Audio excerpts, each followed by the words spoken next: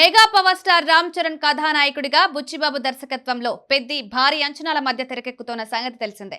ఇప్పటికే 2-3 షెడ్యూళ్ల షూటింగ్ పూర్తయింది. మైసూర్, హైదరాబాద్, మారేడుమిల్లి ప్రదేశాల్లో కీలక సన్నివేశాలు చిత్రీకరించారు. రిలీజ్ అయిన ప్రచార చిత్రాలతో అంచనాలు పీక్స్ కి చేరాయి. Ram Charan mass looks, glimpse ప్రతిదీ ప్రేక్షకుల్లో అంచనాలను రెట్టింపు చేస్తున్నాయి. క్రికెట్, కుస్తీ క్రీడల నేపథ్యంలో తెరకెక్కుతున్న చిత్రం ఇది. ప్రముఖంగా ఉత్తరాంధ్ర క్రీడల నేపథ్యం అన్నది హైలైట్ అయింది. దీనిలో భాగంగా ఉత్తరాంధ్ర ప్రాంతానికి చెందిన ఔత్సాహిక నటీనటుల్ని స్టార్ హంట్ పేరిట ఎంపిక చేశారు. చాలా మంది కొత్త వారికి అవకాశం కల్పించారు. ఉత్తరాంధ్ర యాస సినిమాలో హైలైట్ అవుతుందని తెలుస్తోంది. అయితే ఈ సినిమా క్లైమాక్స్ ని ఉత్తరాంధ్ర ప్రాంతాల్లోనే చిత్రీకరించాలని బుచ్చిబాబు ప్లాన్ చేస్తున్నాడట.